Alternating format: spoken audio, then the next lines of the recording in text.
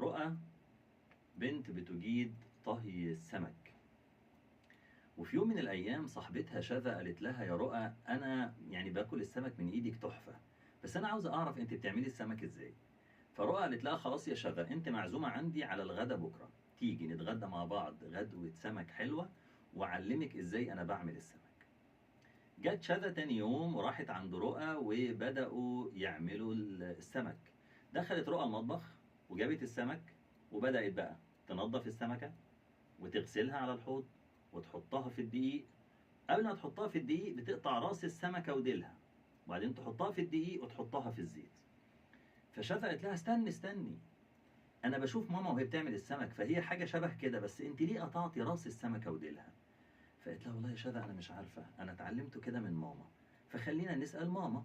فقالت لها خلاص ماشي يلا نادي طنط عشان انا عايزة اعرف منها ليه بنقطع راس السمكة وديلها. فراحت رؤى نادت لمامتها، جت ماما وسألوها يا ماما انا دلوقتي بعمل السمك قدام شذا وبعلمها ازاي تعمله، بس لما قطعت راس السمكة وديلها الموضوع استوقفها، فبتسألني ليه بتقطعي راس السمكة وديلها؟ ليه يا ماما؟ فمامتها قالت لها والله يا بنتي انا ما اعرفش، انا يعني جدتك كانت بتعمله بالطريقة دي وانا اتعلمته منها كده. قالت لها خلاص نسأل تيتا. خلاص بقى الموضوع كبر في دماغهم، في دماغ رؤى وشذا، ان عايزين نعرف بقى ليه بنقطع راس السمكة وديلها.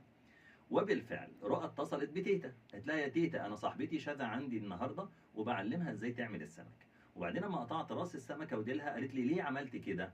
فانا سالت ماما قالت لي ان حضرتك كنت بتعمليه بالطريقه دي، ممكن تقولي لنا ليه بتقطعي راس السمكه وديلها؟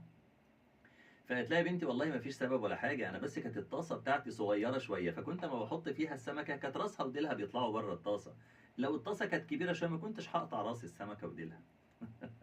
السؤال الان، كام سمكة قطعنا راسها وديلها من غير ما نسأل ليه؟ لولا إن شذا سألت كان كل الناس هتقطع راس السمكة وديلها من غير ما يعرفوا. إحنا بنقطع راس السمكة كتير قوي وديلها من غير ما نعرف ليه. طبعا القصة أعمق بكتير من راس السمكة وديلها. القصة إن إحنا أحيانا نفكر زي ما آبائنا كانوا بيفكروا، نلبس زي ما كانوا بيلبسوا، ندخل الجامعة اللي هم قالوا لنا ندخلها، نعمل المشروع اللي هم كانوا بيعملوه، نمشي من الطريق اللي هم بيمشوا بيه، وما فكرناش هل الطريق ده هو أقرب طريق لشغلي؟ هل اللبس ده أنسب لبس ليا؟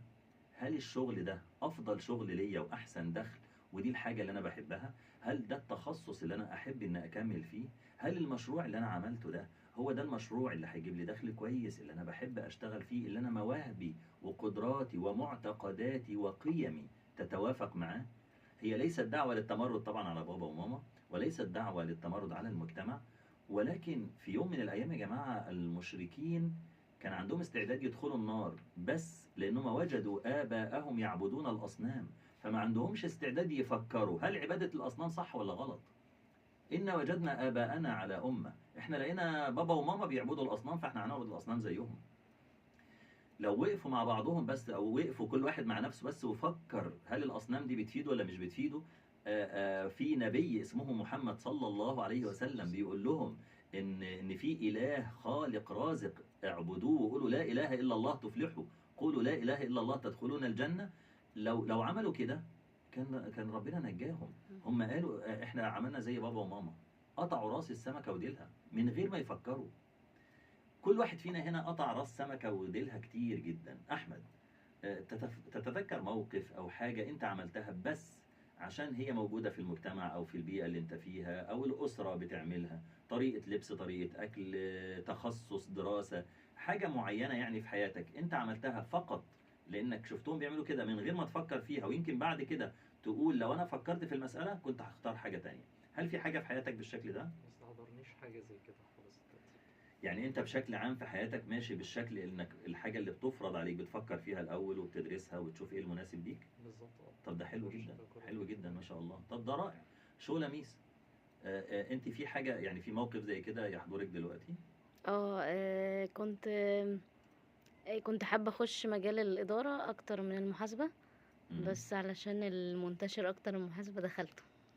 طب ودلوقتي يعني شايفة انك لو استقبلتي من امرك ما استدبرتي، يعني لو الموقف تكرر تاني هتدرسي ايه؟ لا، هنقل. هتنقلي اه يعني هتفكري وتعملي الحاجة اللي تريحك انت مش اه اللي المجتمع قالها. او اللي انت شايفاها منتشره في هذا الوقت. مم. هو ده اللي احنا بنقوله يا جماعه، ان احنا نفكر بس في المساله، نشوف ايه اللي يفيدنا، ايه اللي قريب مننا، ايه الصح وايه الخطا. يعني يبقى مقياسنا هل هو صح ولا غلط، هل هو يتوافق مع الدين ولا لا يتوافق، هل هو متوافق مع اعراف المجتمع وقيمه ولا لا. فيما عدا ذلك خلاص بقى، يعني احنا بنتكلم في حسن واحسن، في جيد واجود وهكذا، مش حلال وحرام ولا صح وغلط. فمهم ان احنا نفكر في المساله، نحللها كويس، اشوف اللي يناسبني ويناسب قدراتي ويناسب مواهبي، وهو ده اللي اعمله. شكرا، اشوفكم في الفيديو